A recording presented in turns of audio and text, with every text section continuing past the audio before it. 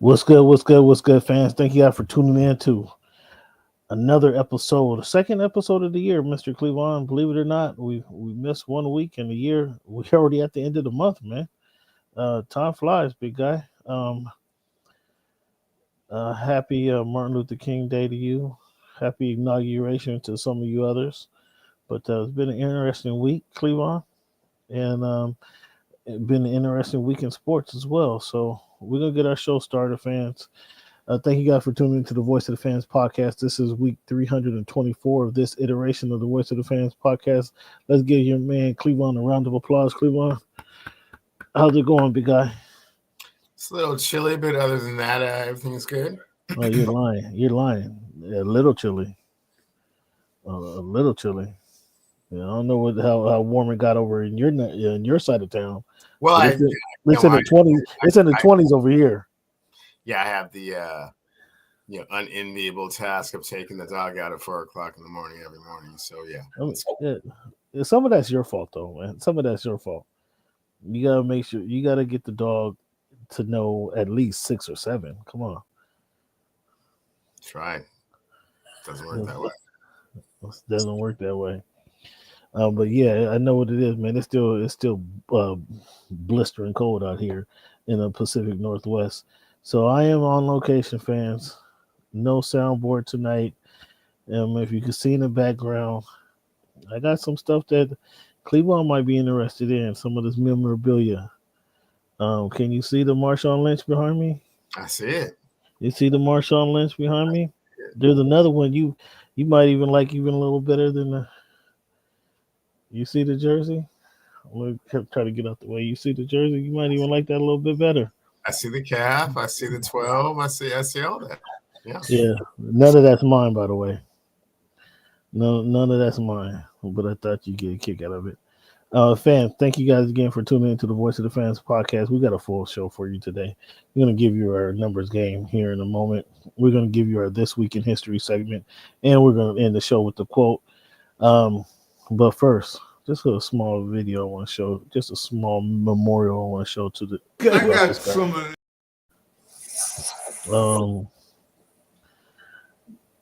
I got some of this for you. Goodness. For me? Yeah, just for you. Do you see that, Cleveland? Could you see that? I did see Mr. Buford doing that. Yeah, so we got some of this just for you guys. Just for you guys that's tuned in to the Voice of the Fans podcast. We're going to get down like this. Fans, what a weekend in the NFL it was. Was that the best weekend of the year in the NFL, Cleveland? I like to say so. But before you answer that question, when you think of the number 22, Cleveland, whose jersey number? Who comes to your mind first, or who wore their jersey the best? Was conflicted with this one, Cam. Who came to mind first was Emmitt Smith. Mm-hmm. The leading, all-time rusher in the NFL. Don't tell me he's gonna give somebody from the UW some credit. Don't tell me that's what's about to happen. And then I went back and forth about who wore it the best, and Rocket Roger Clemens kind of came to mind, man. Well, he didn't wear it. He wore 22 1 year. He wore it his entire time with the Yankees. 21 wasn't available. The entire time with the Yankees, he wore it? Okay. I believe he wore it with I don't remember if he wore it with the Astros or not, but he definitely wore it with the Yankees. Yeah, he wore it with the Yankees because it wasn't available, but I didn't. He wasn't with the Yankees that long. Nonetheless, Rocket Roger Clemens, I get you. He did have the strikeout record for a minute, didn't he?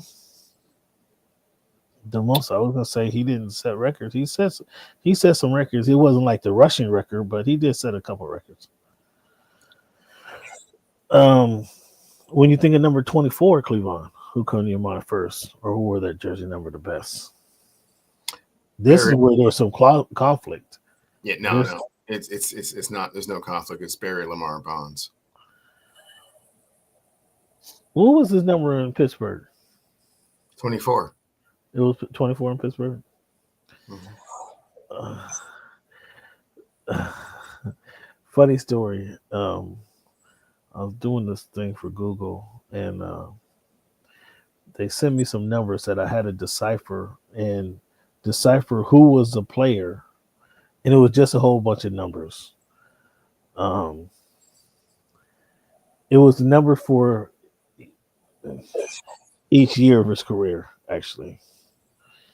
Um, and then you see Pittsburgh, and then you saw the FSG. And when I figured out who the SFG was, then I knew who it was. But he had a slugging percentage of 863.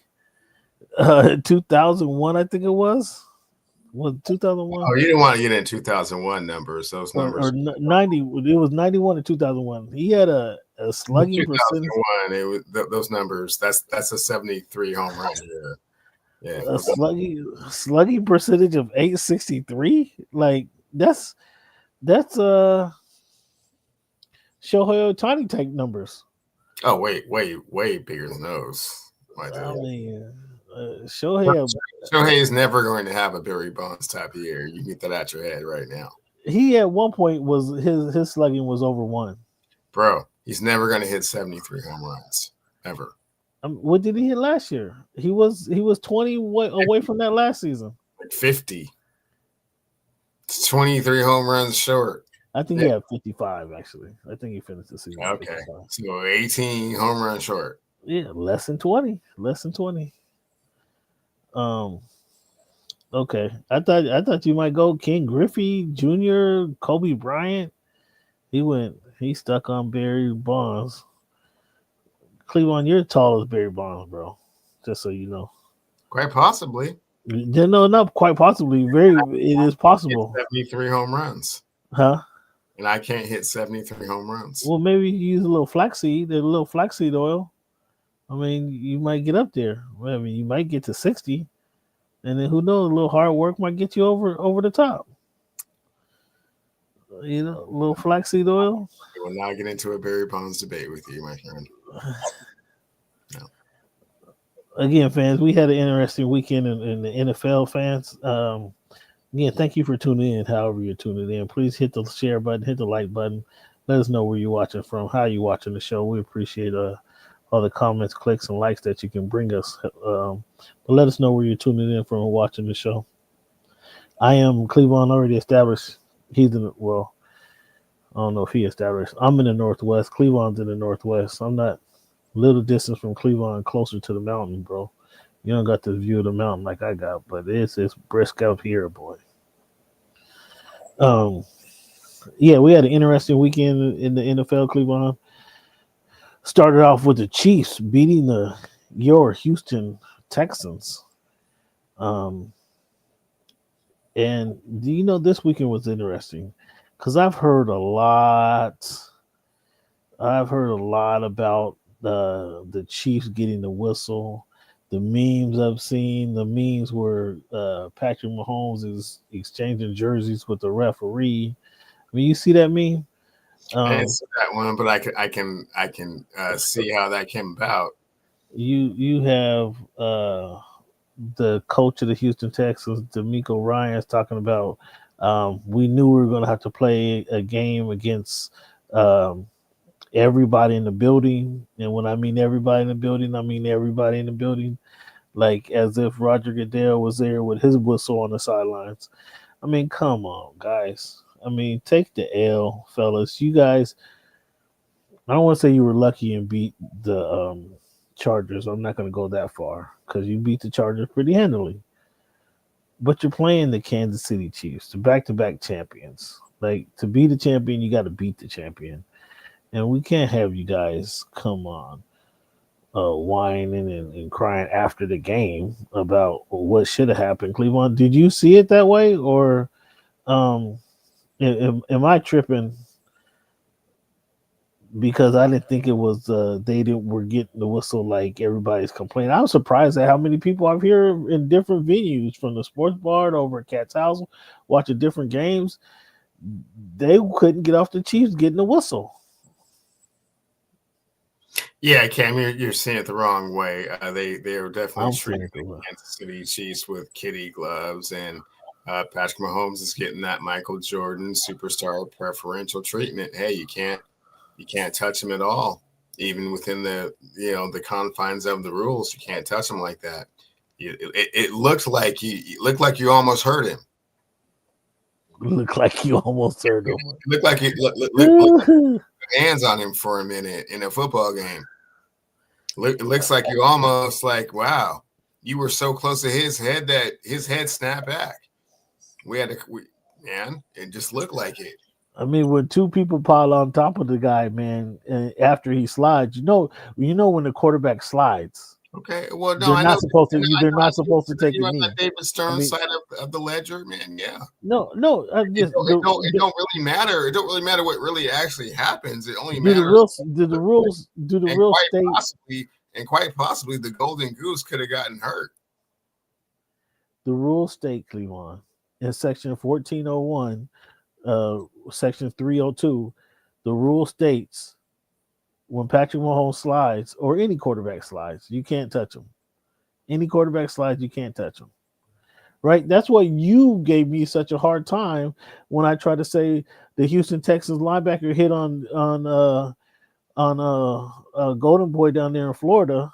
Trevor Lawrence, yeah. Trevor Lawrence that was a half second late and incredibly. I won't even say incredibly. I will say egregious. That was all about. That was no doubt a violation, a hit, should have been suspended.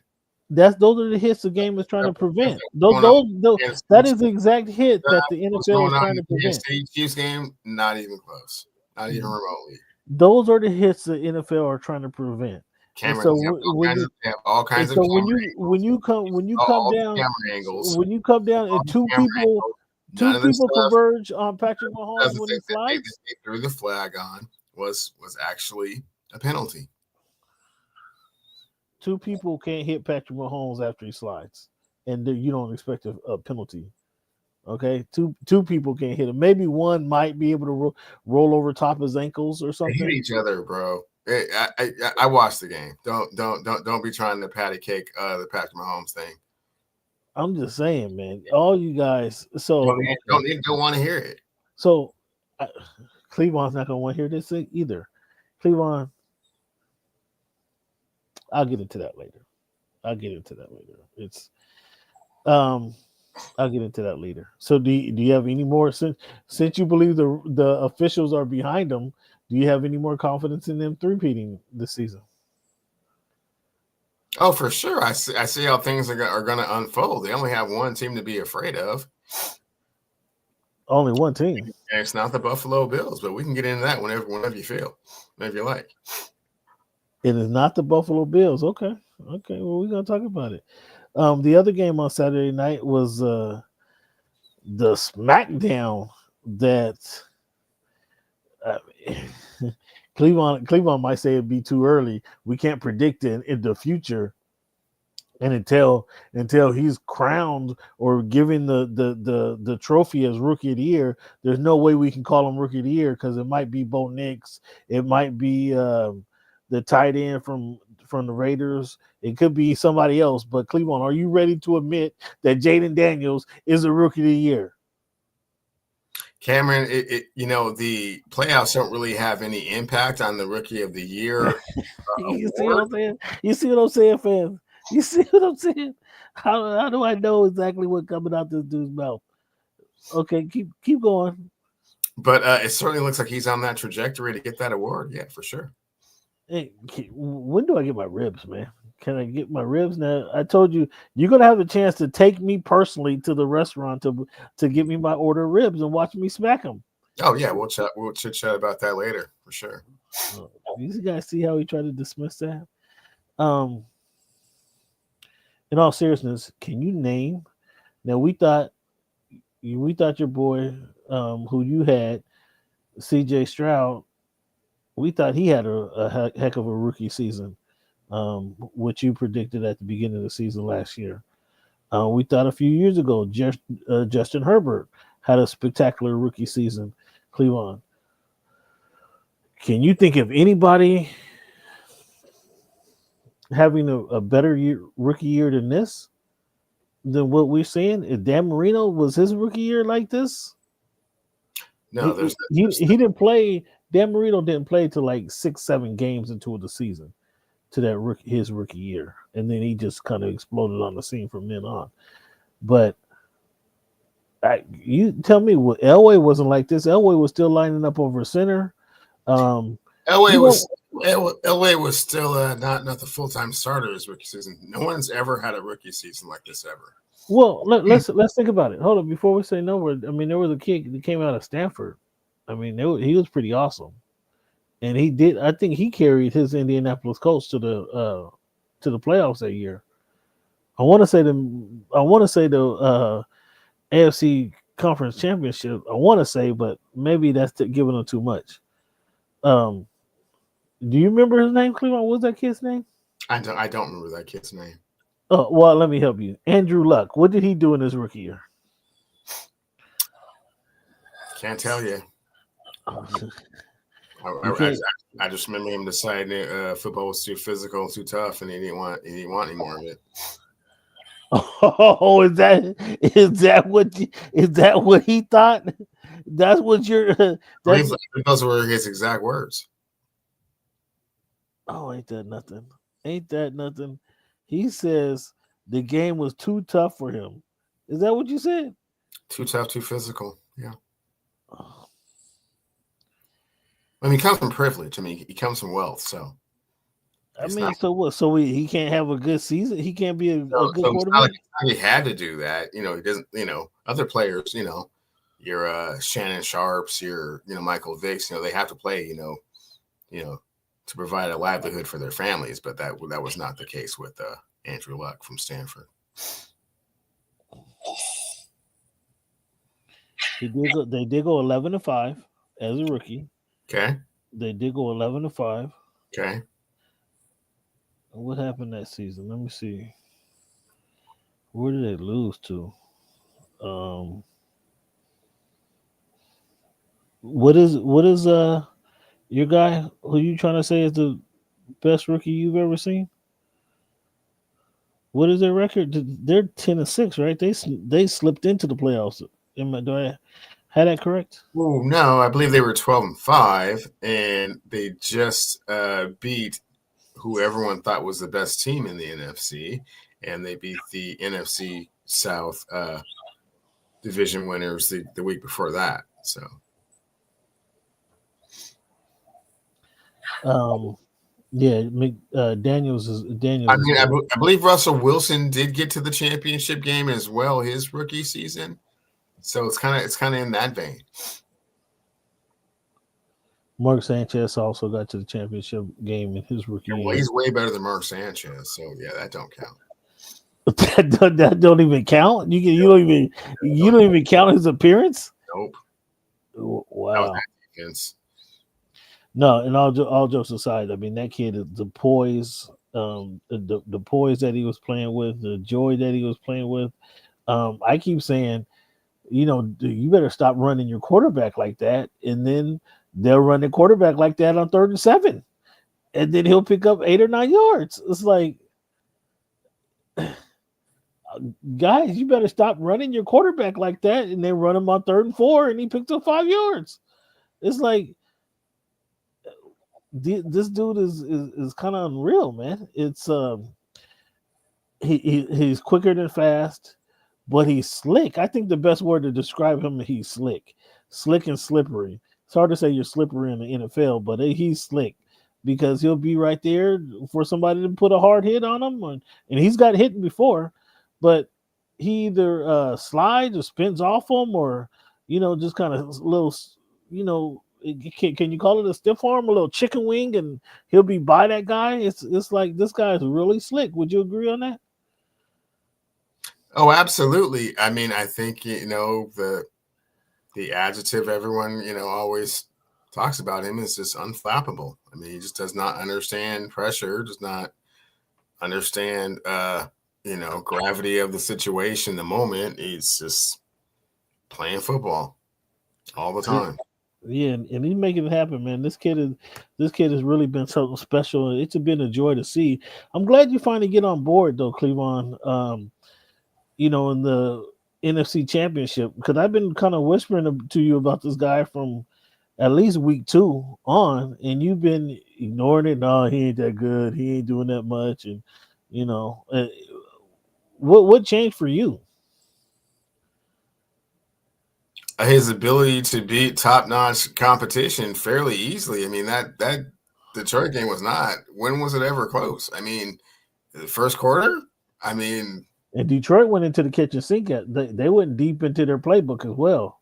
They start running reverses, reverse, double reverses, quarterback or wide receiver passes. You know, they went deep into their playbook to try to shock the Commanders with stuff. But old Daniels, he just stayed like one step ahead of him, you know, one beat ahead of him. It was a very impressive performance. If you haven't seen that, you might want to go to NFL Network and rewatch that game. Cleveland has the Lions. They lose both their offensive and defensive coordinators. Aaron Glenn goes back to where he played in New York for the Jets. Sorry, Aaron Glenn. I mean, same old Jets. And then the offensive coordinator went where everybody suspected he'd go, to the Chicago Bears.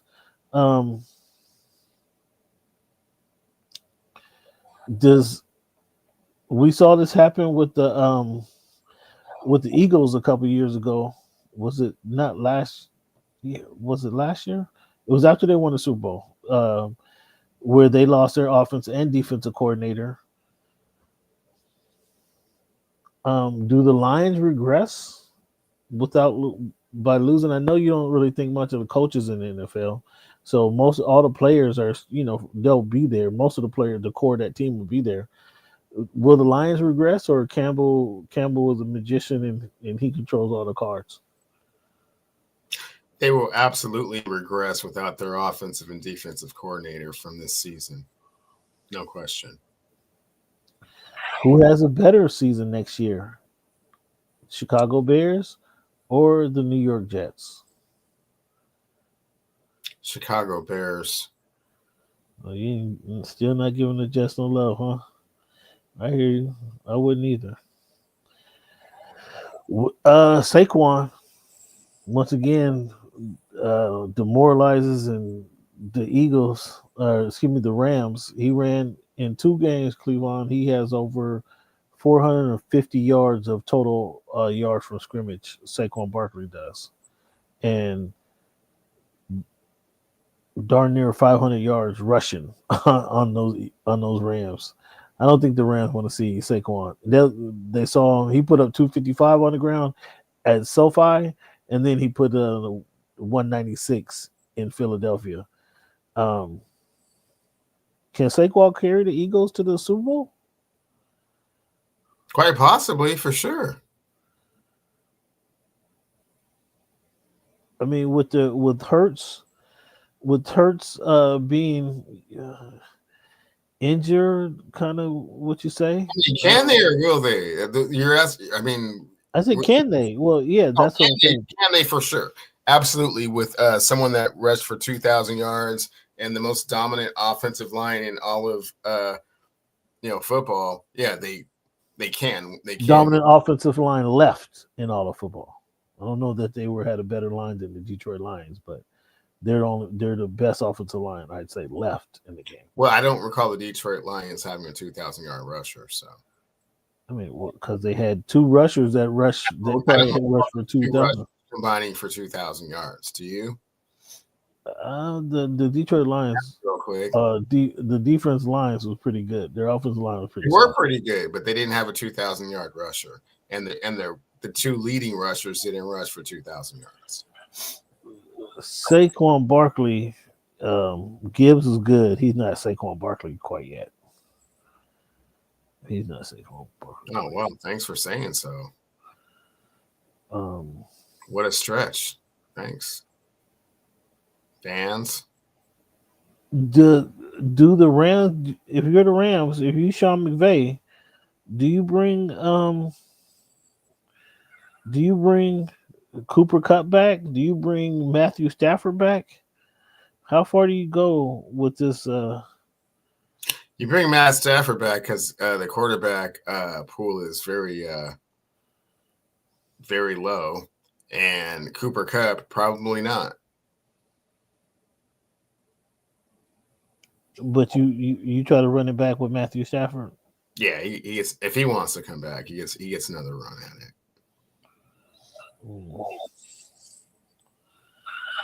The Detroit Lions actually rushed for 2,488 yards this season, 29 touchdowns, and 4.7 yards a carry. Oh, okay, that's cool. Yeah, just for those fans. Yeah, who with want all 7 of those running backs you're talking about. I mean, you just said which ones. I mean, you just said they didn't do it. Gibbs and Montgomery didn't rush for 2,000 yards, is what I said. I didn't really. Yeah, I know you did. I know you didn't differentiate who actually ran for all those yards. So I said that. Gibbs ran for 1,400. Okay. And Montgomery ran for 775. 1,400, 775. Okay. Yeah, so that's 21. That's over 2,100 yards. Good for them. And Montgomery had 12 rushing touchdowns to give 16 rushing touchdowns. So that's 28 rushing touchdowns. Yet they're not in the championship game. That's crazy. I mean, they you just said about they lost to a marvelous rookie who's playing way above his shoulders right now. Okay. So you show you what happened. So to answer the question again, yes, the Eagles could win the game. They're capable of winning the game. Yes. Well, now you're trying to take the subject. You guys see this guy? You guys hear this guy? Now I want to change the topic because shut him down with some facts. He didn't want to hear it. How do you expect Hurts to be healthy come Sunday? And if not, will it all be on Saquon or how do you see this game going? Well, we can talk about that when we make our predictions. But do you expect how healthy do you expect Hurts to be on Sunday? 80%, 85%, 90%? What do you think? 75 to 80%. Ooh, they're in trouble. They're in big trouble if that's the case. I mean, because he's always healthy. He couldn't get it. He had trouble getting it to Brown, right? AJ Brown. And now, hindered. I mean, Devontae can only run over the middle so much, man, before somebody takes a penalty and gets him out the game. Bills, what other game do we have? We had that was an early game on Sunday. It was the Eagles and the Rams, and the Eagles beat up on the Rams. Saquon really did his thing, but the Bills beating the Ravens. Who deserved more more blame for the Ravens loss? Is that Lamar Jackson? A lot of people's MVP. Was that Andrew for his fumble and missed 2-point conversion catch? Or would that be Josh Allen, the league's MVP? Does he deserve the blame for the Ravens going home? Probably Lamar Jackson.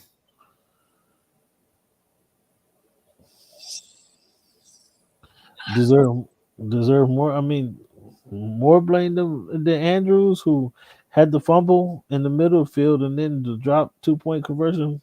I mean, certainly you can point. Lamar put him right there. Lamar put him back there. If we're pointing fingers at people, for sure, but Lamar Jackson lost 2 fumbles as well. So, well, he had a pick and a fumble.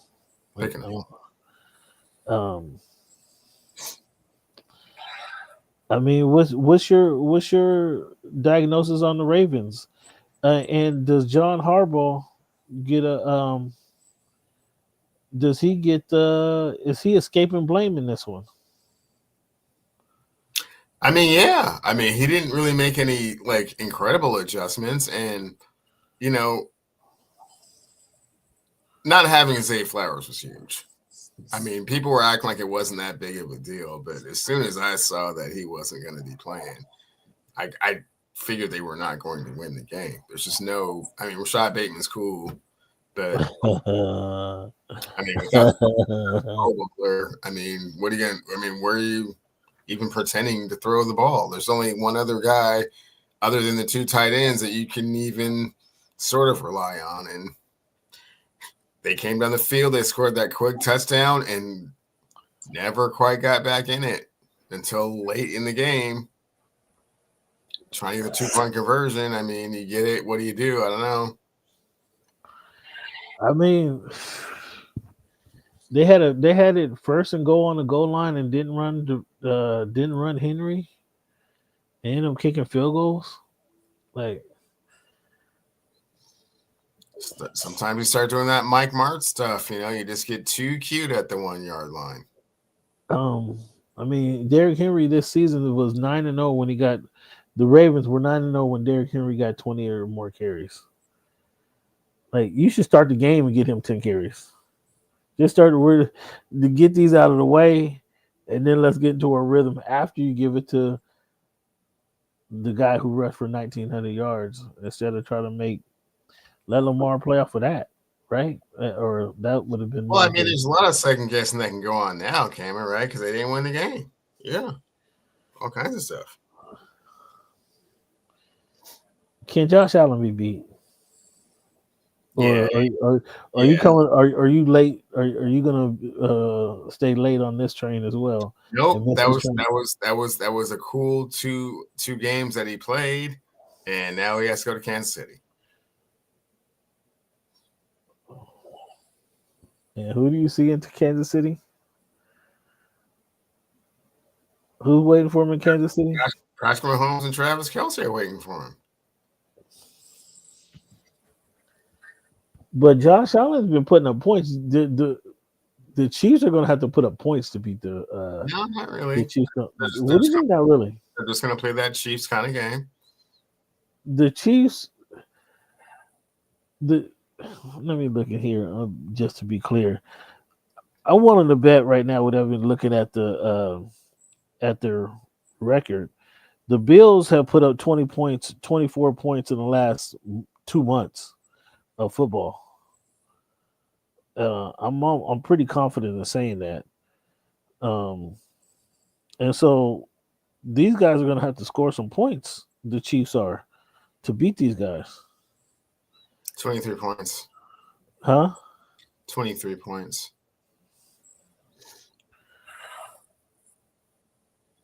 So what did I say? The last 2 months?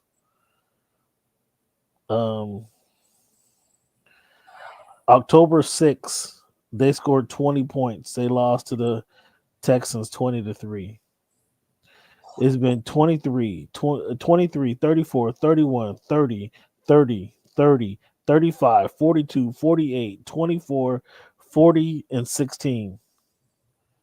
16 was when they benched a lot of their players. Mm-hmm. So in essence, they scored 30 or more points since the 20th of October. The Chiefs going to have to score 30 points to win. Don't think so.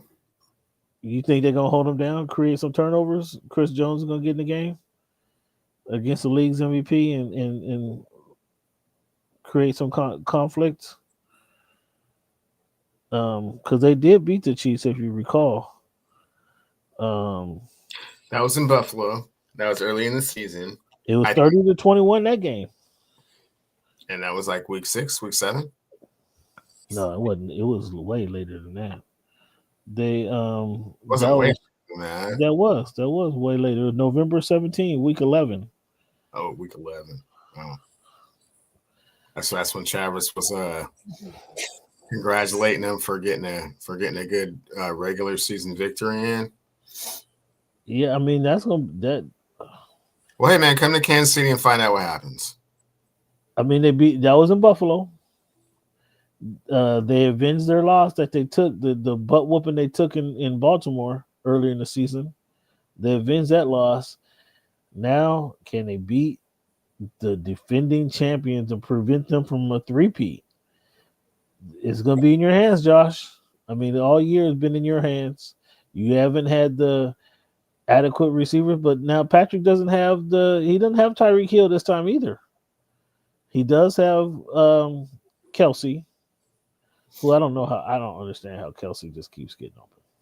Like I get it. Tight end in the middle of the field. I get that he just kind of finds a void. I get that part, that he just kind of finds a void, and he'll catch 8 catches for 80 yards, and I understand that, but there should be somebody locked on Travis Kelsey. Like the safety need to be on Travis Kelsey all game. Can that happen? Well, if it does, it will be the safety, which is the problem. And most safeties, the safeties are too small for them. Yeah. They might be too quick, but they can't make that closing tackle off. It's going to be an interesting game because what happened, and I'll make this correlation again, Cleveland, like I said earlier in the year, not having the number one receiver, that dude, as you like to say, you can say how you like, but that heightens the threat for a better quarterback because he doesn't have someone that he needs to target. And the last time he had that is who the NFL players voted as the number one player in the league. No, you see, you're not even listening to what I was trying to say. No, I'm not. I'm not even talking about Patrick. I don't get it. It doesn't matter what his receivers or you talking about Josh on the other side. Oh man, you got rid of that malcontent stuff on Diggs. Now you got to spread the ball around.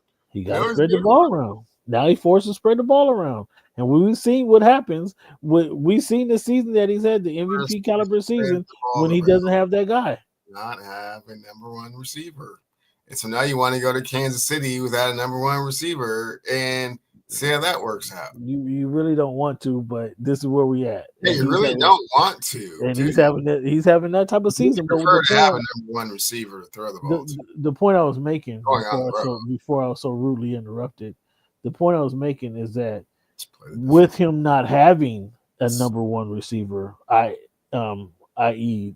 Stephon Diggs, he can spread the ball around, which makes him more of a threat because you can't key on to where he's going. You can't key on to one of his tight ends. You don't know which tight end is going to get the ball, or he may pull it down and run himself. That makes him, or if he throws it to Amari Cooper, he's going to follow the play. Amari Cooper can pitch it right back to the quarterback who rushes in for a touchdown. We've seen that happen this season. We've seen him have that type of MVP caliber season. Josh Allen, does he have one more in him before they go to the Bayou? That's what's gonna make this a good game. But he's playing the back-to-back 2-time champion, and I believe Cleveland. Before we make our picks even before we get to our picks for this week, I believe I was laughed off my own show when I said there would be a rematch of last year's Super Bowl when the Chiefs would return, winning their third AFC championship in a row, and the Philadelphia Eagles would return to the Super Bowl. I think I was laughed at the show off my own show because you see where you're saying two different things. You were laughed off the show because you said it was going to be a repeat of the last Super Bowl, and it's not. So that was why you were laughed off the show. I said this at the beginning of the season, fans, and here we are on the doorstep, on the footstep. Here we are, not having a repeat of last year's Super Bowl. Well, let you tell it. Let you tell it. You finally jump on Daniel's board. It's more and more funny every time. Every time you say it, like you're saying something. What are you saying? The team. Who did you have for the Super Bowl, Cleveland? Are your teams still on? Did you have the Houston Texans in the Super Bowl? Who was your Super Bowl prediction? Oh, I went off the grid, Cam. I went with the Bears Texans Super Bowl. Yeah, I can't believe you just admitted that. No, for real. Yeah, no, I was all about it. I can't believe you just admitted that. Mm-hmm. Yeah, I had a repeat I had the Eagles playing the Eagles didn't play the Super Bowl last year, man. Like, why you keep forgetting who was playing the Super Bowl last year? I had the Eagles and the Your Chiefs. guy Brock Purdy bad and the 49ers, which Pretty bad. didn't make the playoffs against the Kansas City Chiefs. So why you keep trying to run this back like you're some Nostradamus or something? You didn't predict it right. It's far off the grid. And yeah, man, where you going with this? Brock Purdy bad. Did you just come up with that over the weekend? No, been saying that. No, you ain't been saying that. You just sound like you just came up with that one. No, not really. Brock Purdy bad. Ain't that something? Now all of a sudden he done came up with nickname from my guy. Well, I mean, I've been saying it for quite some time, Mr. Irrelevant. Yeah. I got a clip of you saying something actually completely different. Actually. But I'll say that for another day. I'll say that for opening week. That was probably after I was just beaten into submission, like, oh my God, Brock Purdy. I'll say that for opening week. So well, and I just kept like, finally, I was like, exhaustion. All right, man, sure. Exhaustion. The Vikings re-signed Kevin O'Connell. Do you expect them to bring Darnold back? Yeah. JJ, who's going to be the starter, him or JJ? Sam Darnold will be the starter. JJ coming off the bench, huh? The Rook with that big deal. Khalil Mack says he plans to play next season. That's obviously good for the Chargers. Do the Chargers make the playoffs next year? No. They don't make it in year 6 for Justin Herbert? Nope. Well, you think they're going to get worse? Are they going to regress next year? Yes. Oh, wow. That's overachieved this year, and then we got to the playoffs and you saw what happened. I'd agree they overachieve, but they overachieve because the wide receiver Lab McConkey is running out there by himself. There was nobody else for the Herbert to throw. Well, hey, I'm here to hear a bunch of excuses about the Los Angeles Chargers. You asked me a question, were they going to make the playoffs? And the answer was flat out no. Wow. Okay. The Patriots signed Mike Vrabel, who instantly brings Josh McDaniels on to become his offensive coordinator. How do you think that's going to work out? I think it'll work out great. Josh McDaniels is a great offensive coordinator. It's when he tries to take on a little bit too much that he gets a little over his skis and has to be brought back down to reality. This will be the third time or second time. Yeah. Do the Patriots make the playoffs next year? Possibly.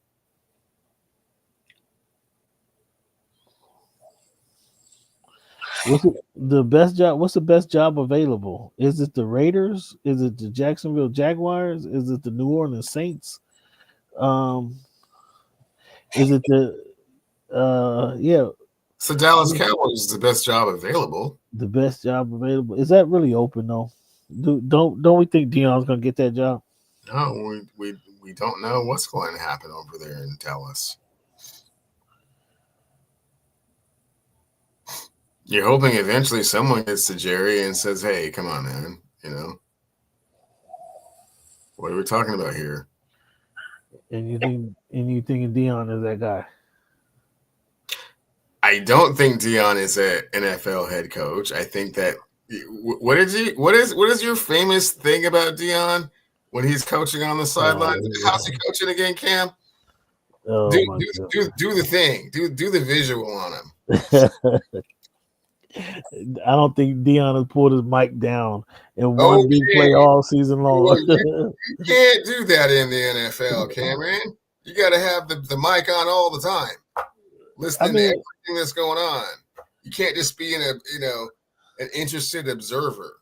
Well, I think Deion tries to does his work during the week. Yeah, man, that's what I'm saying. That works in Colorado in Boulder. That's not gonna work. Sitting on the sidelines in Dallas. I kind of sort of coach sometimes. I'm a motivator. I'm a figurehead. No. Could he motivate these guys anymore as a professional player? No. Can they be any more motivated to play? No. I mean, Yeah, I don't know that these are things that Dion brings to the table that I don't to Boulder, as you mentioned, that I just don't think washes well in professional football.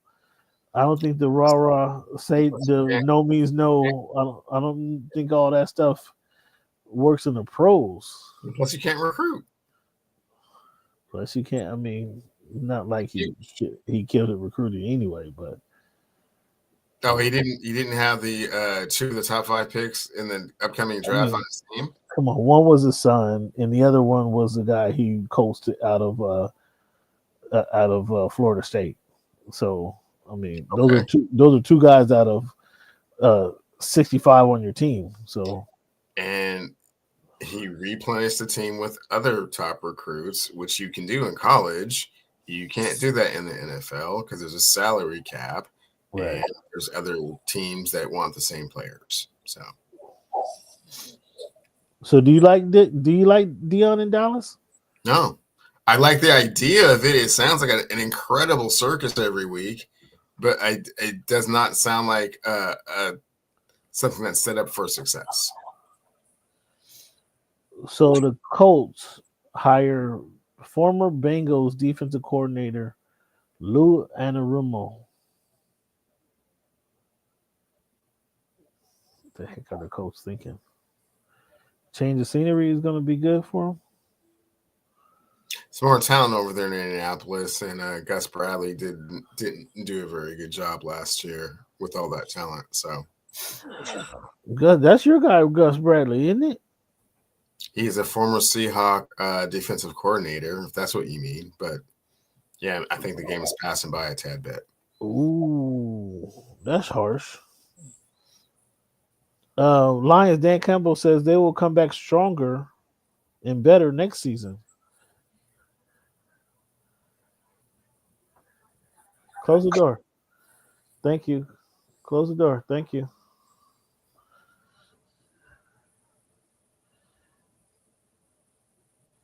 No. They will not. They will not do that. They will not come back better and stronger next year? Nope. Well, I can tell you this. I can tell you this. They have a tough time making the playoffs. Huh?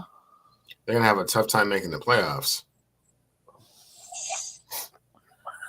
They're going to go from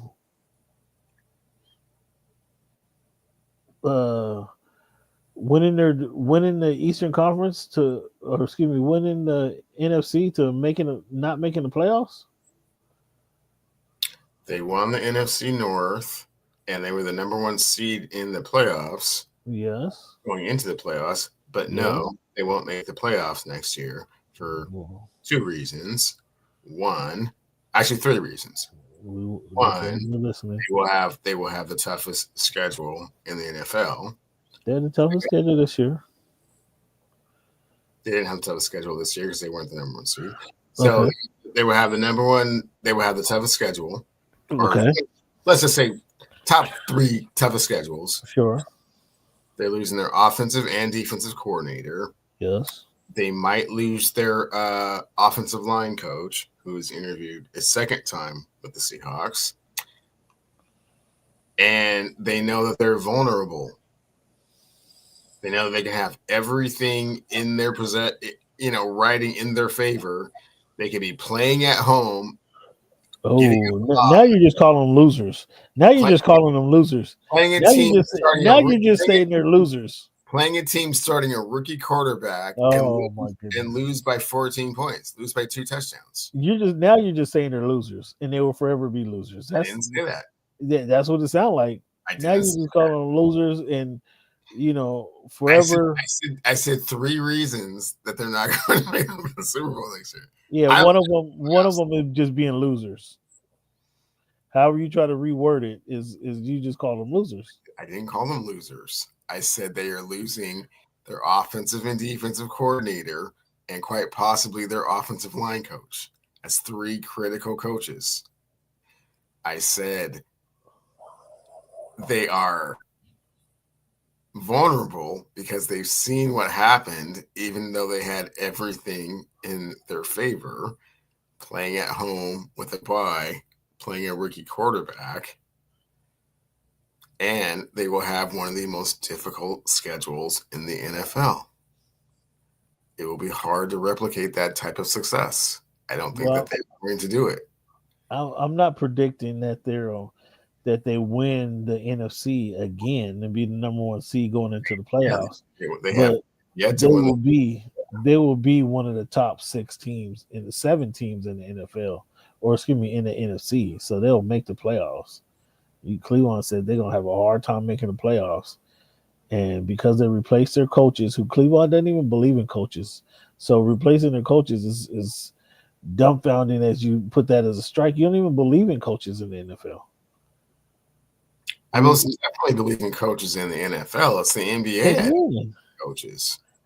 Oh my goodness, this guy. So, looking at our picks from last week, we both had KC. We both had Detroit. What a surprise! I had the Rams. I don't understand how you had. I had the Rams. You had the Eagles. No, excuse me. I had the Eagles. How the Rams traveled from a West Coast team traveling east. Well, that goes against your logic, doesn't it? That is one of my rules. However, I thought that the Rams would be able to keep up on offense, and then it started snowing. Oh, so now snowing is the excuse. Yes, the Rams are not built for the snow. Don't know if you knew that. They play in Los Angeles most of their games. A game in Arizona. Then it starts snowing and everything went out the window. So 10 of their 17 games are in really favorable weather conditions. And depending when they play those other games, at least 2 or 3 of those should also be in favorable weather conditions. The snow, yeah, not so much. What's up, Mom? I want to go to bed. You want to go to bed? Right now? All right. Come lay down. Close the door for me. Thank you.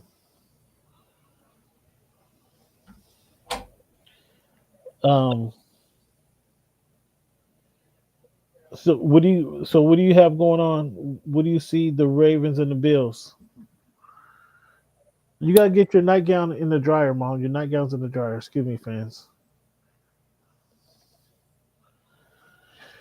Like I said before, what I saw was the maturation and the evolution of Josh Allen. He looked like a quarterback back there. You know, he didn't look like a running back that could throw the ball, which is favorable. I thought it was unfortunate that Lamar wasn't able to do his thing with his number one receiver. And from the very beginning, I thought Baltimore being favored going on the road was kind of crazy. Even with the great running game and, the revamped defense since moving Kyle Hamilton to the other safeties position. They just didn't make enough plays and they made too many mistakes, man. You can't turn the ball over 3 times on the road and expect to win. Yeah, I mean, especially as you mentioned, I'm glad you finally came aboard. Josh Allen playing like an MVP. I mean, I've been trying to tell you this since like week 6, and it took him additional 12 weeks to realize that this kid is really dealing out here. I thought Baltimore, the run game, I thought Derrick Henry was going to be too much for him, and they didn't use Derrick Henry enough in that game, in my opinion. There were several opportunities where they could have rushed him. They elected to do some other stuff, and it kind of bit him in the butt. As I mentioned, he had 9 games of 100 or more yards, or they were 9-0 when he got 20 more carries. Excuse me, that's the stat. And he got 16 carries on Sunday. I mean that was disappointing. Here's how the picks washed out. Cleveland got all of his picks against the spread correct. So good out of you. We were tied for the week. And so that still leaves me a nice healthy margin on the year. Now, fans, I try to cut this off during the regular season. Cleveland insisted that we include playoffs.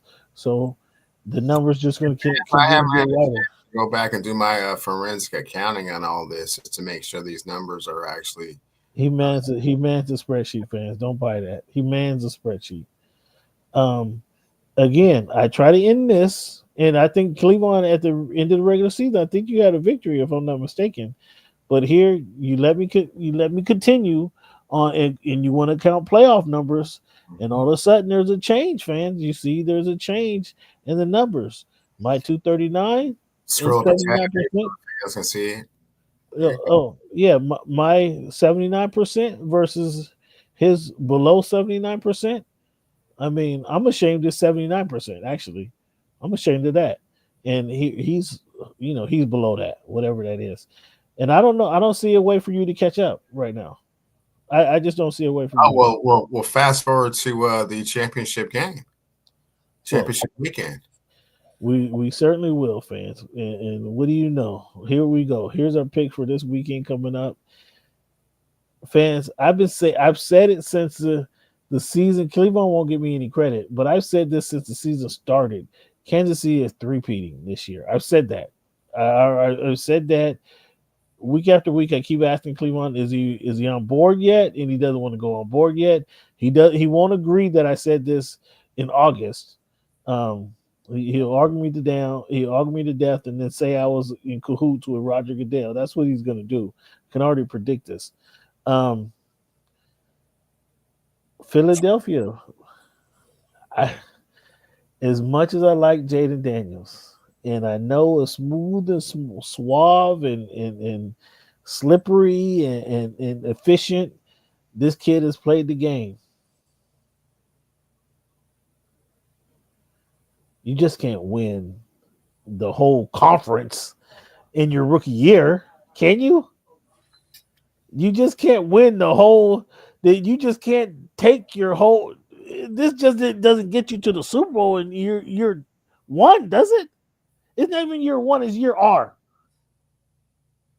Somehow Cleveland is convinced. He was refusing to give him any credit initially. But now all of a sudden he's convinced. He takes the Washington Commanders, who haven't been in the conference championship since the 90s, takes them to the Super Bowl. Like Mark Rippon the last quarterback for the Commanders that got him to the Super Bowl or the franchise? Yes. And Cleveland thinks you think this is going to happen again, huh? Yep. Cleveland, I don't know, man. I know you don't like the comparisons to NBA to the NFL. I know you don't like those comparisons. No. But in the NBA, you got to take some lumps. You got to take your lumps before you climb that mountain. Before you ever even able. And in the NFL, Cameron, it's circumstance. We got circumstance here. Ooh, that's a good one, Cleveland. That's a good one now. Now I'm all ears. Tell the fans what circumstance has you picking the Washington Commanders led by the rookie, might be the most exciting rookie we've seen now, into Philadelphia Stadium, into the back that just rushed for 1,000 yards or 2,000 yards in the season.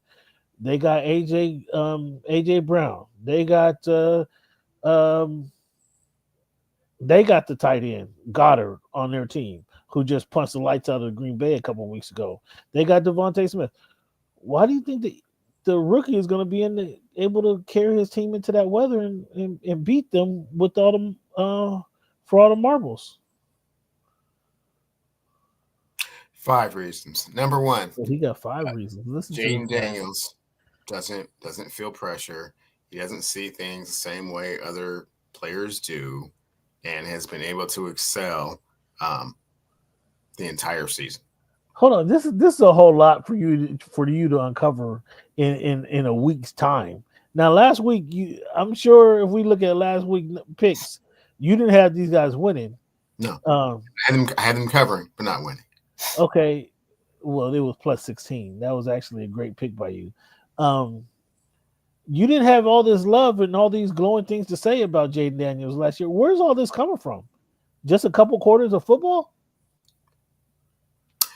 So let me finish. So that's number 1. Number 2, They have won games in incredibly dramatic fashion, which gives them a tremendous amount of confidence. They do it all the time. Not just some of the time, they do it all the time. Number 3, they've already beaten the Philadelphia Eagles this season. It's very hard. It's very hard to play a team 3 times. Number 4, the Eagles have a tendency to get real tight when things get. Well, I don't know. I don't know if that's the coach you calling the coach you're calling a slacker. I don't know if that's your quarterback you calling a slacker. Now you're asking me to point fingers. You asked me. That's not Carter. That's not Carter. You calling a slacker, is it? I'm not calling Mr. Carter a slacker. No. that dude is as dominant as they come. I mean, so are we talking about the coach or the quarterback? Eagles have a tendency to get very, very tight when things get very, very tight. Everyone knows this.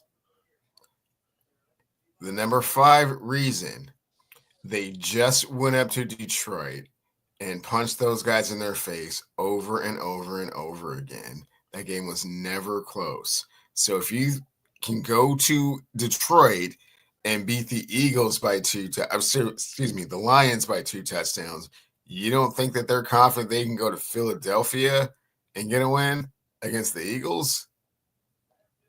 So a couple things. You've already mentioned Detroit is not. You're not on the crispy clean conditions in Detroit. You're gonna have to deal with some weather, probably some snow flurries, some rain flurries. No snow. I like the 7-day forecast. No snow. Oh, you checked that already? I mean, you're gonna have some outdoor winds. You know those Philly fans are a little nuts. Batteries, let Michael overturn batteries in the snowballs, and we've seen the video of the snowballs. They're not nice people. They say bad things. They take it way over the line. Yeah, the fans don't play on the field, though.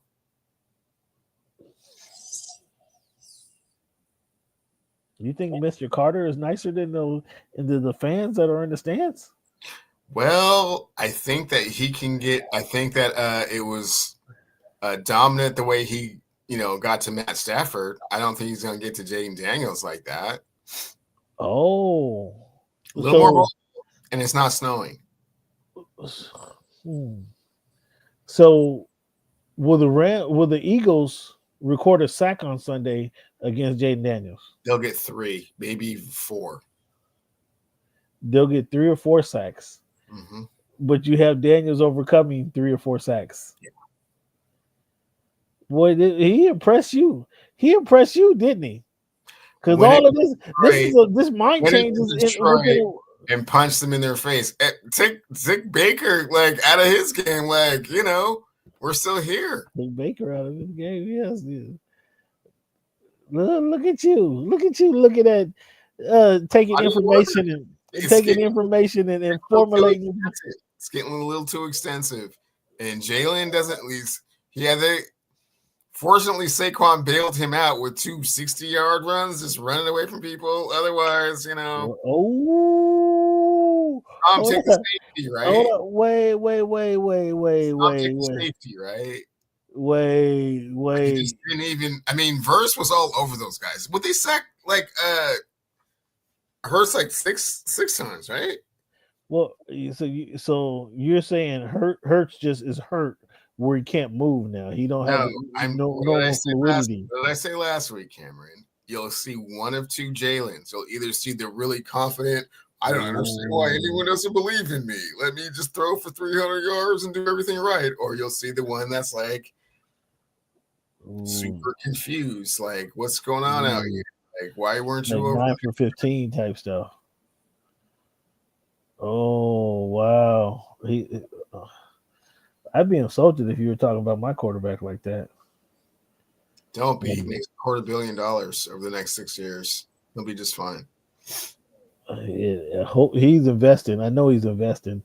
I know you heard the story. He bought a house, $250 million in Texas. $250,000 in Texas, and he just rents out a little studio in Philly. Oh, well, then even more power to him for, putting his money to good use. Yeah, I don't think he's long for the NFL, but we'll see.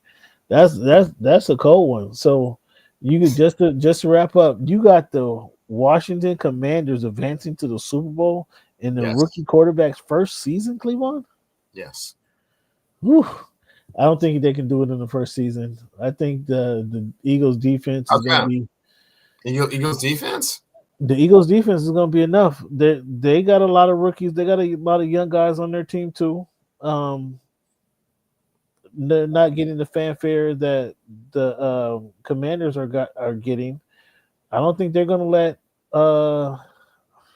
It's tough to say this, but I don't think they're going to let the Commanders receivers run wild like they was running wild all over the Detroit Lions.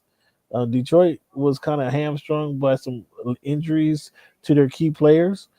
The Eagles don't have that same situation. I'm so sorry. I recall Dean not being able to return for the playoffs. That's one player. The Eagles, the Lions had 4 or 5 players out. 2 cornerbacks. So what's that? Did they lose 1 or 2 cornerbacks last game? I think one of them is certainly not coming back. So one of them, they're down a quarterback. It's going to be interesting, but they have their cornerback core is stronger now. Yeah, man, Cameron, I got the Eagles. I got the Eagles. You sound just like me when I put my conventional wisdom hat on, and everything that you're saying makes perfect total sense as to why it should go the other way. What do you? So you got the Commanders over the Eagles. Who do you have, the Bills or the Chiefs? Chiefs.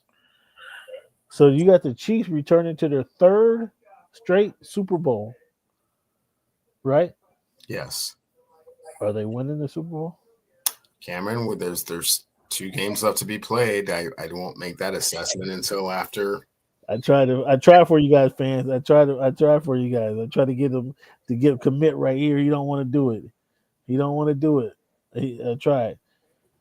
Okay, so man, it's gonna be good. It's gonna be some good football games this weekend.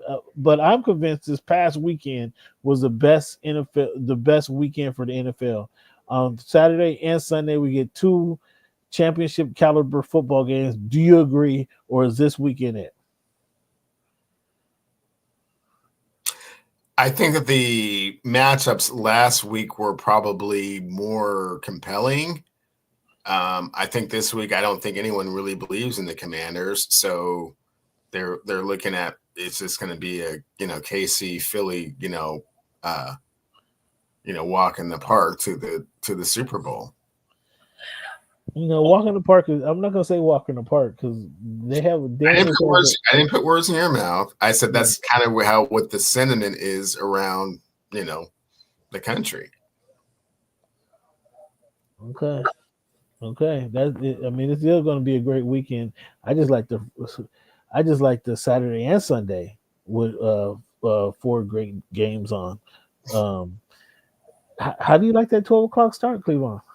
Love it. Love it, huh? You get a time to stretch your legs, go eat some, get your breakfast, take your wifey to brunch if you want to, come back and we still got football game on. How about that?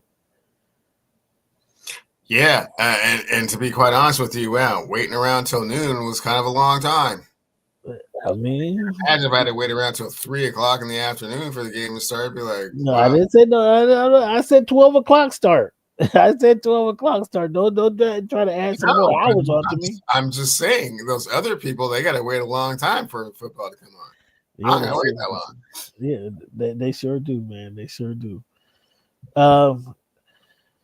Cleveland, let's talk about some NBA, man. You want to talk about the Clippers smacking around the Lakers this past weekend? You want to talk about that? It's a regular season game. I'm sure it meant a whole lot more to the Clippers than it did to the Lakers.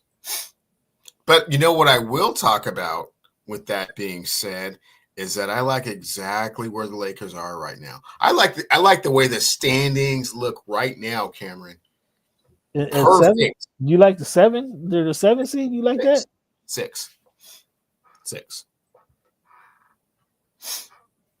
6. Are you sure? Yeah. Who's ahead of them? The Oklahoma City Thunder, Yep. the Houston Rockets, Yep. the Memphis Grizzlies, Uh-huh. the Denver Nuggets, And who else? the Los Angeles Clippers. Uh-huh. Uh-huh. Yeah. So if the playoffs were to start today, Cameron, first round would be against Memphis.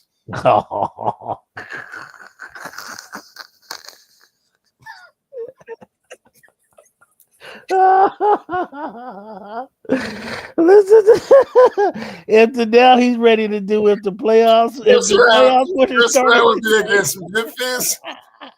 And if they got past the Memphis Grizzlies, the second round matchup would be against the Houston Rockets. Stay right there. Now it may Udoka's it now. Him and LeBron already had their verbal sparring match on the sideline. Cool. Have some more. Stay right there. I don't know if you're ready for them young Bulls, them young Grizzles. Oh, well, I guess we'll find out. Those young Grizzles. Fingers crossed. We'll find out in the second round. Houston Rockets. Oh, we'll see what happens. Okay. Does Dallas right now is 9? Mm-hmm. Does Dallas move up? 3 games behind you guys. Maybe they get to 8 and have to go against OKC first round. Tough one. Be a gangstar moment of truth. Be a gangstar moment of truth for your Thunder, wouldn't it? You would love that, right? You would love them guys to sneak right into 8. That first round. You would love that. We get it started right here, right now. Minnesota is currently 8. Do they move up? Again, they're tied. Both those two, Minnesota and Dallas. The Timberwolves make the playoffs, bro. Ooh, make the playoffs? Like they still have to fight. 9 and 10 are Golden State and 10 is Phoenix. Golden State is 11, but they all have Minnesota, Dallas, Phoenix, and Golden State each have 21 losses. Okay. Sacramento has 20 losses, and your Lakers have 18 losses at number 6. The Clippers also have 18 losses at number 5. Clippers just have one more win than the Los Angeles Lakers. Okay. So it's real close. It's a 3-game spread between 4 games if you want to count San Antonio. So yeah, let's count 4 games from the Clippers at 24-18 to the San Antonio Spurs at 19-22. 4 games separate those teams. It's gonna be a dogfight, as it always is. 4 games separate those guys. So let's see, Cleveland. We just recently did our our power rankings for the NBA. Power rankings for the NBA. Should I post this, Cleveland? Sure. You ready? Should I post this? Okay. Add to the stage. Here's our power rankings for the NBA fans. Hit us up in the chat. Whose rankings do you have? Do you trust the most? My rankings in the Western Conference have Thunder, Grizzlies, Nuggets, Clippers, and Rockets. That's me in the Western Conference. I have the top 5 teams in the power rankings are the Oklahoma City Thunder, Memphis Grizzlies, Denver Nuggets, Los Angeles Clippers, and the Houston Rockets. Or do you like Cleveland's? The Oklahoma City Thunder, and he feels pressured by that one. The Denver Nuggets at number 2, the Houston Rockets at number 3, the Memphis Grizzlies way down here at 4. And I don't even know who you got at 5. Fans, who's top 5 do you trust the most? That's some. Can you hit us up in the chat? Cleveland. The Lakers are 6 in their division. How do you have them top 5 here? No, they're 6 in the Western Conference standings. So you just ignore the Clippers, smack them around over the weekend. You just ignore that. Just ignoring it. I mean, when does games start mattering to you? Late February, early March. But by then, my Clippers are going to be so far ahead of the Lakers. I mean, is it going to be worth it for you to? You're going to say, "Oh, well, we got off to a bad start." Like I said, Cameron, I hope the Clippers stay right there at the number 5 spot where they are right now. I bet you do. I bet you do. And fans, here we go. My picks for the Eastern Conference: Cleveland, Boston, Milwaukee, New York Knicks, and I still got the Orlando Magic. I expect the Magic to bounce back. The Magic right now are 23 and 22 in the 8th place, and they are three games out of the 5th place, 5th seed, Indiana. I can easily see the Orlando Magic climbing over Atlanta Hawks, Detroit Pistons, and Indiana Pacers into that 5th seed, and Milwaukee better hold on tight.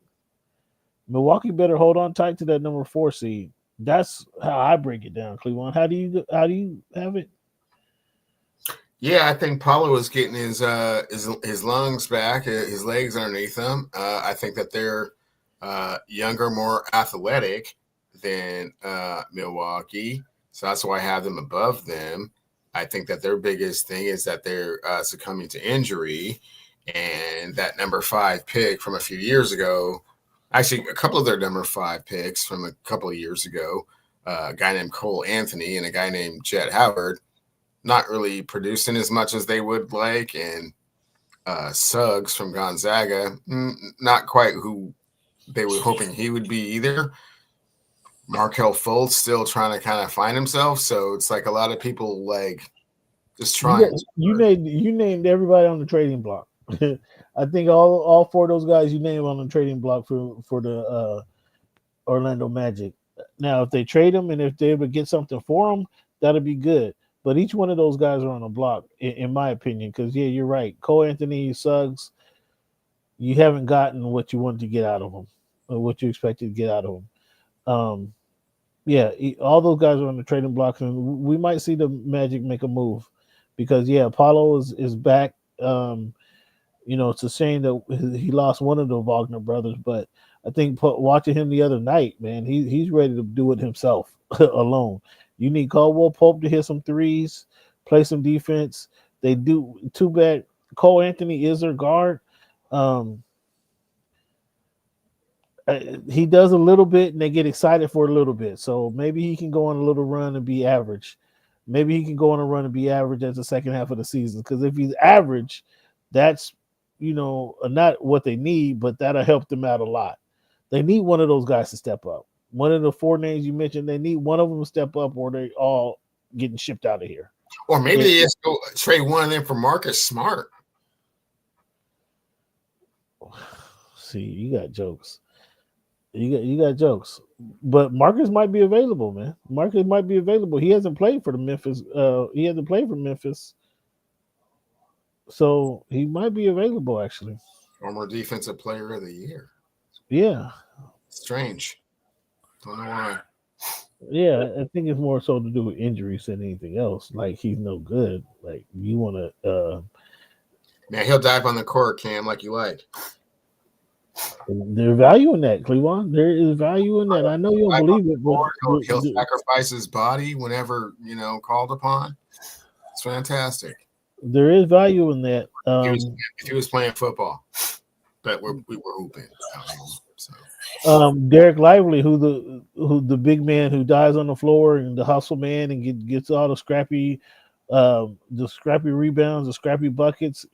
He's going to be out for the Dallas Mavericks, so that's going to hurt them. He's out with a fractured foot. Your guy Jared Vanderbilt, I don't think he liked to go into the floor very often, but he's clear for his season debut. What do you expect? He's one of them floor divers. Don't take that away from Jared. What do you think would you expect it from him this season? Man, surprised that he's still on the roster, man. So that you forgot about him. So that's like a free agent pickup by Rob Pelinka, huh? Kind of. I mean, okay. Do you have a date for the biopic? Is that Genie biopic? Is that still coming out next year? I believe Entertainment. I believe it is scheduled for 26. Yeah. Okay.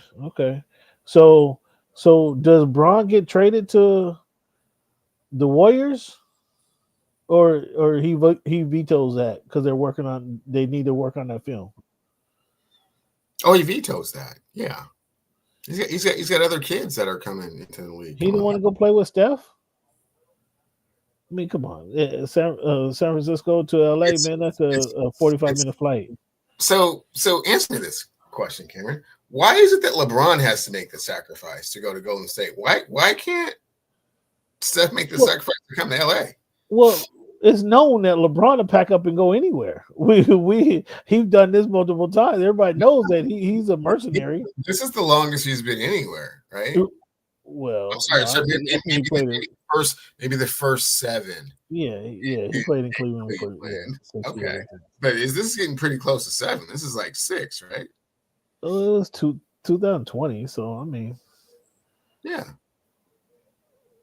They won the championship in 2020. Oh, okay. So what's your point? I don't understand your point. 3, 4. I don't understand your point. The longest stint he's been anywhere. Okay. So it's about time for him to go. Right. You know how he ruins his welcome. Say, but why doesn't Steph go to Los Angeles? Steph leave Golden State? He built the Chase Center. You know, a lot of these cats talk about, I built this house. Your man Dwayne Wade after they won a championship. He built Chase Center. Okay, well, great. You think they're gonna take his name and face off of that? No, but he built that based upon things that happened in the past. We're talking about present day. No, he won championships in that building. He won championships in that building.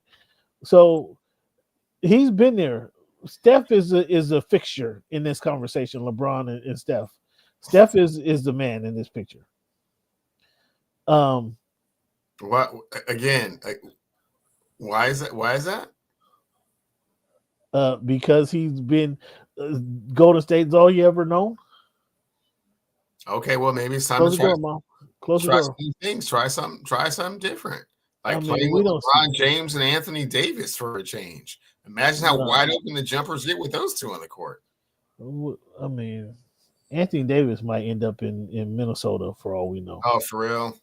Yeah, for all we know. Because his numbers are just terrible this season. I mean, are you going to count on him to turn the franchise around?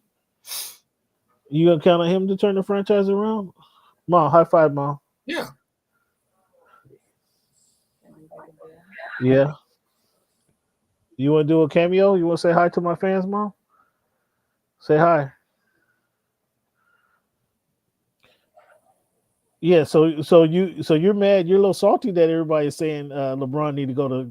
Well, I mean, it just seems very one-sided, Cameron. I mean, the deal can be done the other way as well. It's not going to be done. No unwritten rule that says that you can't trade for Steph Curry. Well, no, it's not it's no unwritten rule. No written law. Why does everybody want LeBron to waive his no trade clause to go to Golden State? It just don't make no sense. LeBron has proven that he's a mercenary and he will go. Not more talent. There's not more talent in Golden State than there is in Los Angeles. I mean, just look at the roster from top to bottom. Not more talent? You don't think there's more talent? Well, did Anthony Davis play on the Olympic team? You keep talking like Anthony Davis is the key cog where he goes. Were there any other Olympians on the Golden State Warriors roster other than Steph Curry? I believe Klay Thompson. Hasn't Draymond won an Olympic? Don't Draymond have a gold? I don't know. I'm not sure. Does he have a gold? I'm not sure either. I know he doesn't have one in 2024 on that team. Let me look it up and see if Draymond have a gold. Recently. Let me look it up and see if Draymond have a gold. I think Draymond got a gold medal. Does he? You over here shitting on Draymond Green and the gold medalist. Let me see. I think Draymond got a gold. Let me see. Doesn't look like he has a gold medal, actually. Oh, that's not on the resume? No, doesn't look like it's on the resume. That's really surprising. The Heat suspend Jimmy Butler 2 more games, this time for him missing the airline trip to Milwaukee. Mm-hmm. I mean, how long is this going to go on? How long would Jimmy Butler like this to go on? I mean, does Jimmy think he's really going to win this situation against Bat? Apparently, yeah. Yeah, come on. Anthony Davis is going for 26 and 12, man. What are we talking about here? Please, come on. So yeah, Jimmy Butler doesn't understand how this thing works, man. You're talking about the Godfather, man. You're talking about somebody that's flanked on his left by Alonzo Mourning and on his right by Bob McAdoo. You think so? Why don't he understand what's going on? Does he understand it and just trying to be different? Does he understand it, or does he truly not know that he can't win the situation? Oh, he truly doesn't understand. He thinks he can impose his will like he's been able to do out of Chicago, out of Minnesota, out of Philadelphia. Yeah. Well, I mean, you can, but you'll lose 20% of your wages. So meanwhile, Phoenix just made the big trade with Utah, sent them 3/4 for a $5 bill. Apparently, Bill says he will waive his no trade clause and get this, to go to a place of like Milwaukee of all places. I mean, I know you was in DC, but Milwaukee ain't DC, Bradley. Do you think Bradley understands what he's getting into, saying he's willing to go to Milwaukee?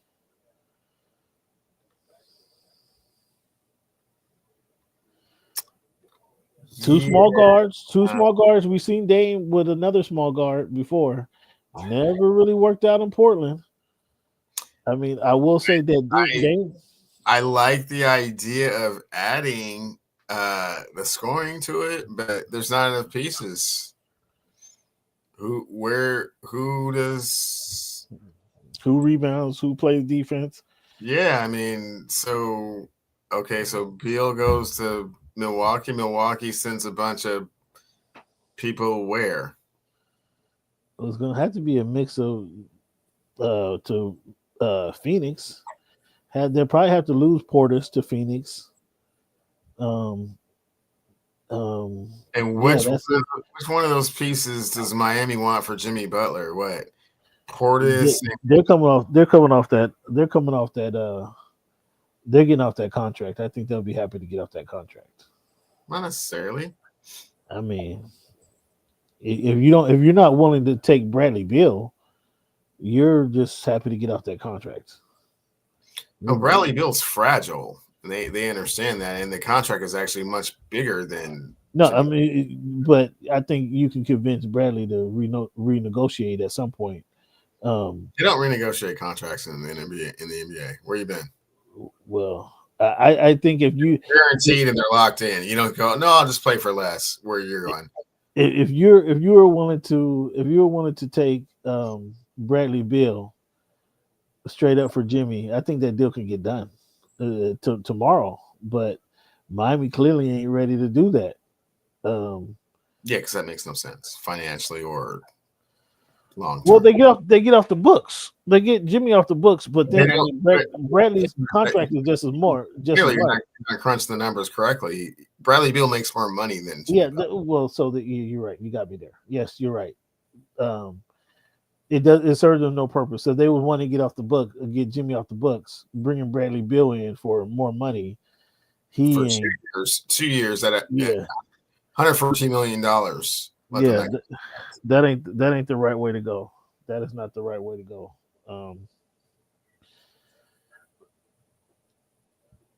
So we'll see.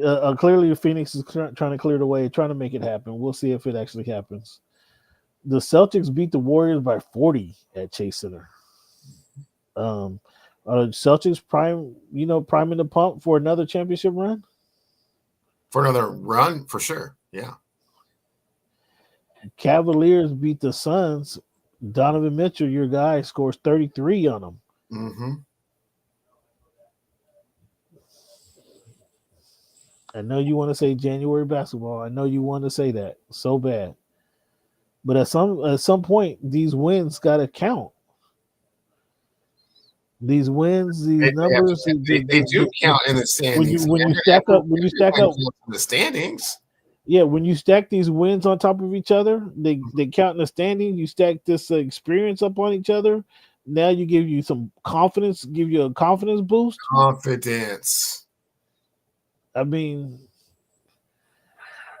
why you think what was your one of the 5 reasons you gave Washington to beat the Eagles this weekend? Because they have done this. They have 5 come from behind wins, giving them the confidence to go into Philadelphia like this ain't nothing. That counts, right? When you get these big wins over the regular season. Yeah, Cam. Again, you're falling into that trap again where you're trying to make comparisons between two sports. One of them you understand, and one of them you clearly don't. There's 82 games in the NBA. There are 17 games in the NFL. It's not anything remotely the same. The NBA has already played 3 times as many games as football plays the entire time. So let me listen. I'm gonna mention some names, and I want you to tell me kind of what these guys have in common. In common, okay. The Chicago Bulls, Matas Buzelis. Mm-hmm. The Spurs, Stephen Castle, Knicks, Jacob Toppin, and the Heat, Jaime Jaquez Jr. What do those 4 guys have in common? Oh, they're all going to be dunking for us, Cameron. Are you looking forward to this? Sure am.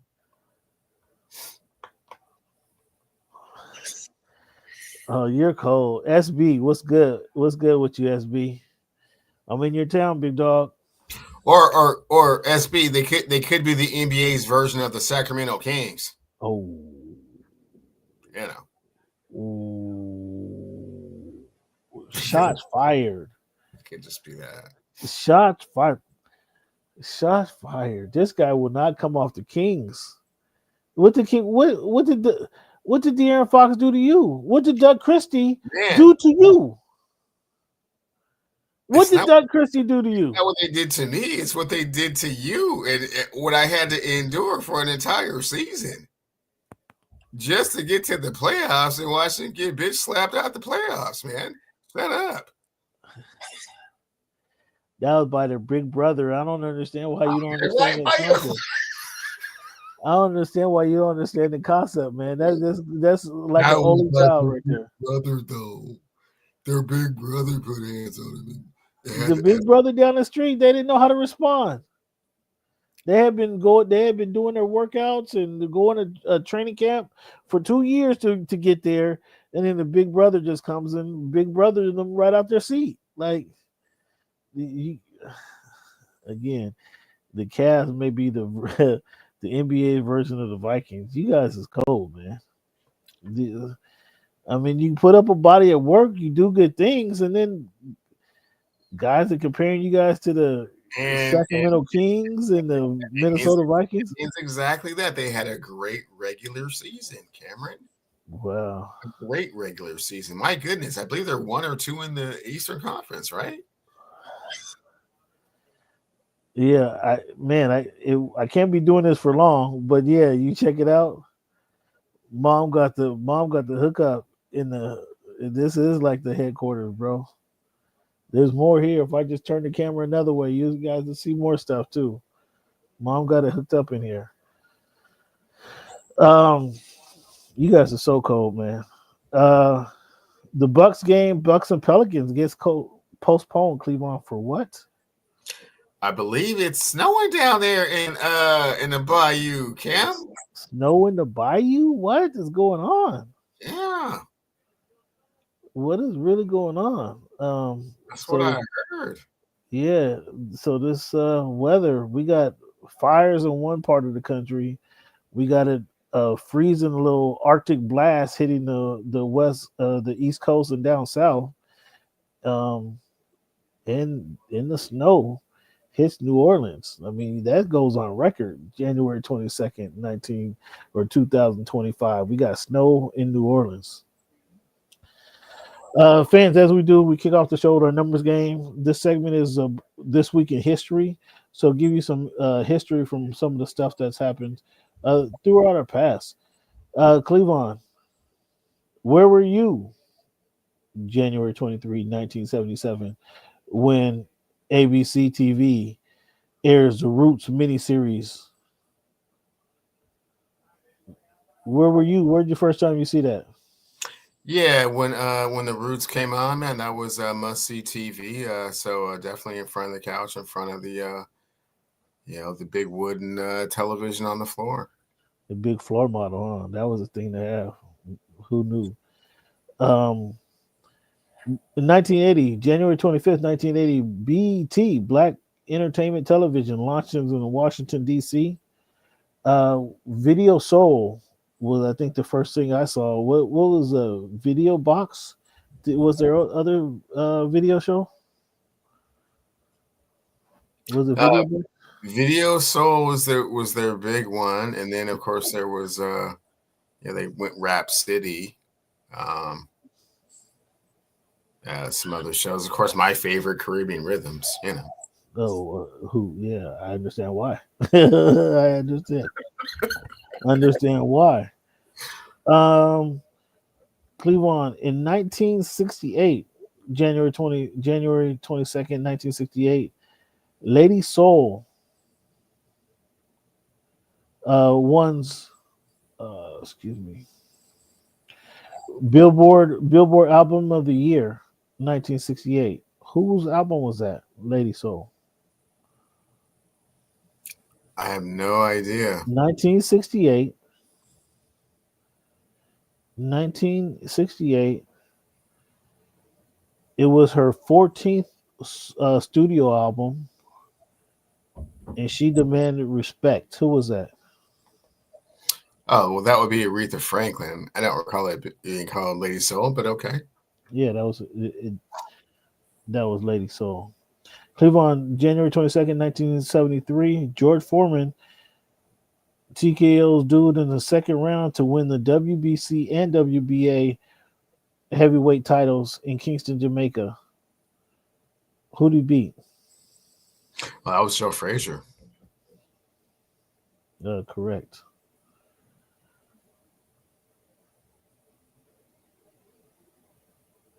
That's absolutely correct.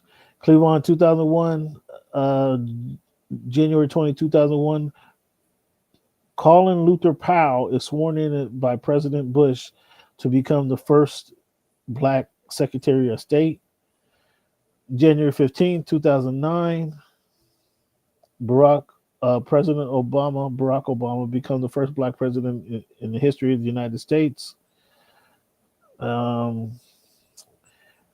January 22nd, 1988, defending champion Mike Tyson beat former title holder by TKO in 4 rounds at Convention Center in Atlantic City.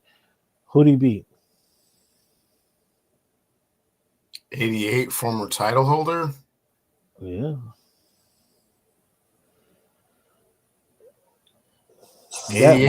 Larry Holmes. It was Larry Holmes, yes. January 15, 1983, Houston is the first team to be held scoreless in overtime by Portland Trailblazers, who outscored them 17-0 and won 113-96. That's crazy. And January 22nd, 2006, what happened, Cleveland? Who scored 81 points against the Raptors? Oh, that was Kobe Bean Bryant that did that. Did you watch that game, Cleveland? I did watch that game. You did watch the game? Mm-hmm. What was your takeaway from that game? Kobe at the height of his powers in his probably most unconscious state. No, I think he was very conscious. Yeah. he was at the height of his powers then. I didn't turn it on to the third quarter. I think I got a text or somebody called and told me. But in the third quarter, that dude, yeah, he just went bonkers on those guys. And the thing about it is, it wasn't like he did it showboating. Like they needed those points. Like they were behind for a moment against the Raptors. They needed those points that he was giving them. And he was happy to oblige. And if he can get up, I think he was like 23 or 48 or something like that. Something like that. That sounds about like Kobe, don't it? I mean, he was happy to get him up. Sounds about like Kobe. Ohio State pounds Notre Dame in the first tournament, 12-team tournament in college football. I know the game was a blowout and wasn't enjoyable past halftime, but was the tournament in whole, was that a win, or do you think they need to do some things different? For me, it was a win. Hopefully, what they took from this is that there's no need to expand it to any more teams. I mean, yes, I certainly felt like the top 4 teams that got the bye, that's great, but the other matchups, especially if you're going to make them home games, they were not competitive. So 5-12, 6-11, 7-10, 8-9, not so much. So if you had 4 more teams, I know the SEC was pouting about, Alabama not getting in, and, ACC was, complaining about Miami not getting in, and it's like, no, we don't need any more teams. Hopefully they keep it at the 12. I see no reason to go to 16 at all. Yeah, I agree. 12 was cool. They have to work out. I mean, I don't know if the 4 teams can have a home field advantage every week. I don't know if that makes sense. But the 4 teams, every week, it's just that one time, and I liked it. I mean, you really put those teams at a disadvantage. Well, that's unfortunate, isn't it? I mean, you're the number 12 team in the country. You gotta go to Bama. You have to come to Happy Valley. You got to come to the Horseshoe. You got to come to. Yeah. I don't know. That would be the only change I would suggest, but yeah, I mean they're gonna be outmanned, but now you're sending them to their stadium, to their backyard, like backyard. Come get it. That's gonna be tough, man. So we talked about Paul Skeens earlier in the summer becoming Rookie of the Year and all that. They didn't make multiple rookie cards. They were put in a pack and then dispersed across the country. The Pittsburgh Pirates couldn't get a hold of the card, couldn't control where the card went, and it ended up with the fan in California. 11-year-old get the card, the Paul Skeens card. So the seats behind home plate for 30 years, the seat in the suite with Paul Skeens' girlfriend isn't that attractive to an 11-year-old. The softball at PNC Park with 30-year friends, that actually might be. These are some of the offers that were. Not some. This is all in one package that the Pittsburgh Pirates are offering. I mean, but the kid is from California. He don't know where Pittsburgh is. Rocks, man. You know how insulting that sounds? I mean, but they put this out. And there's only one of them? There's only one of these cards. Oh, wow. So what do you do? How much you would get cussed out if you came to my 11-year-old son with some type of indecent proposal like that? 30 seats behind home plate for 30 years? He doesn't live in, like you said, he lives in Los Angeles. Yeah, he doesn't live in Pittsburgh. That's the thing. Why is that even like an enticement of any sort? You get 30 seats. You can sell them. You can raffle those off, sell them, Airbnb them. for a Skeens rookie card. How about now?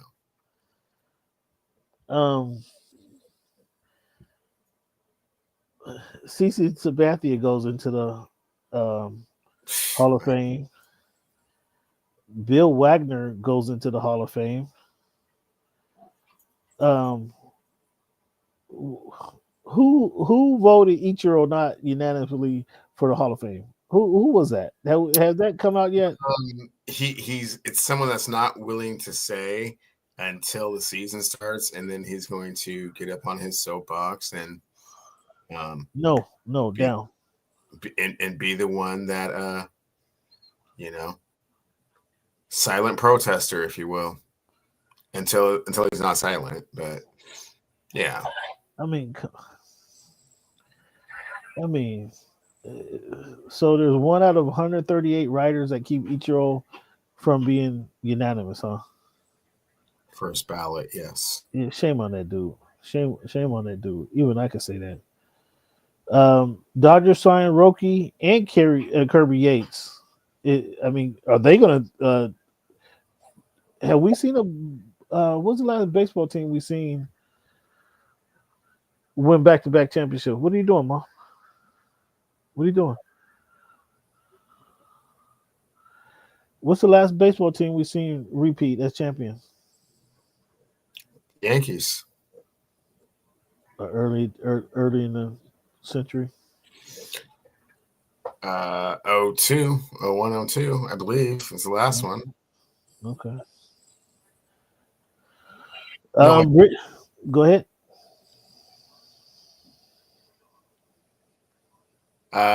99 and 2000, is that the last one back to back? I don't think the Giants went back to back. I don't think the Red Sox went back to back. The Rangers went back to back to the World Series, but didn't win it either time. So I don't think anyone's done it recently. Well, yeah, not recently, but I was just thinking, like in the last 25 years. I think the Yankees are the last ones to do it back to back. Oh. Mercury's Brittany Griner to test free agency. News, no news, good news. I mean, that's news when Brittany Griner's on, potentially could go somewhere else where she wants to go. That's hard to say. But plenty, any of the other WNBA teams would be happy to have Brittany Griner in the middle. So with the hoopla and the notoriety that Caitlin Clark brought to the league and Angel Reese brought to the league last season, are you eager to see WNBA season commence? Oh, I don't know. I don't know if eager is the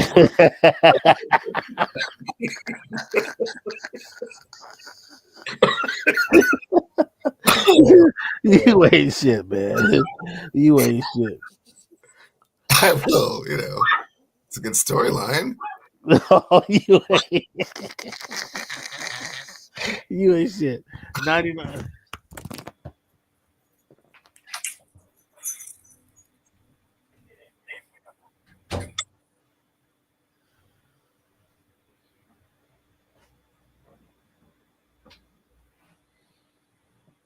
All right, just a little bit on my show, okay?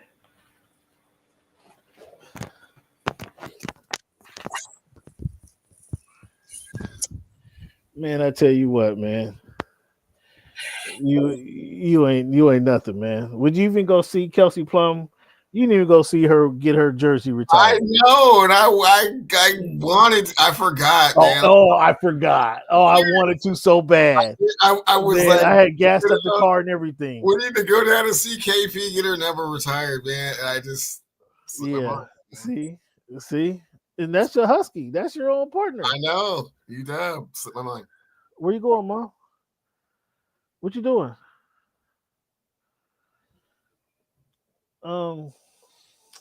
That's a shame. Shame on you. Did you watch UFC 311? Nope. Devin Shelley beat Nurmagomedov. Nope. What's happening in the Australian Open? Jokic beat Alcaraz. Djokovic did beat Alcaraz. Did he lose? What's that? Did he lose? No, Djokovic beat Alcaraz, but Ben Shelton got to the semis, so that was kind of interesting. Is Djokovic going to get his 25th Grand Slam right here? Probably so. Coco Gauff got knocked out. That's all. Mm-hmm. Did Naomi Osaka? She advanced past the first round. Did she win in the second round? I think she pulled out with an injury in either the second or third. Oh, that's never good. That's never good. What's happening at Metro Stadium? Anything happening down there, Soto? Metro Stadium? Nope. They're about to go down there to Peoria and get some spring training in, but no, nothing really to report. Newsworthy. Other than Ichiro Suzuki going to the Hall of Fame and getting his number retired. 51. Nobody wore that. I mean, nobody wore that number before he came, and nobody's gonna wear that number afterwards. Yeah, the big unit actually wore that number before he came. 51. A guy named Randy Johnson. Yeah, well, he didn't get his number retired, did he? I know. He didn't get his number retired. He didn't leave on the best of terms. I don't know if is he in the Hall of Fame already? Yeah, he's already in. What? Nobody? Oh, you guys didn't like when he hit the bird, the seagull? Left on bad terms, which is why we traded him to Houston for Freddie Garcia, a couple other players, and then he went to Houston and took them to the playoffs, and then signed with the Diamondbacks. Him and Schilling. Won the title, huh? Yeah. Fans, I thank you guys for joining me on my little whirlwind trip right now. Still in the West Coast, still in the Northwest. We got to do a show. We got to get together, man, and do a live show at some point. But thank you. Let's give Cleveland a round of applause for tuning in to the Voice of the Fans podcast, for being a part of the podcast. Give yourself a round of applause for being part of the show. Again, hit that subscribe button, hit that like button if you made it this far. Let us know where you're tuning in from. And also, we want to thank you for being a part of the show. Thank you for making our voice your choice. Fans, I will leave you with this quote. With this quote here to carry you guys on through the rest of the work week. There are two ways of spreading the love: to be the candle or the mirror that reflects it. There are two ways of spreading the love, Cleveland: to be the candle or the mirror that reflects it. You guys pick a choice. You pick a choice and spread some love today. Also, like I said, hit that subscribe button, hit that like button. We thank you for being a part of the show. Hopefully next week I'll have my soundboard available for you so we can laugh Cleveland off the show. But I want to thank you, Cleveland, for being a part of the show. Thank you, fans, for tuning in to the Voice of the Fans podcast. This has been week 324 of this iteration of the Voice of the Fans podcast. And as always, fans, thank you for making our voice your choice.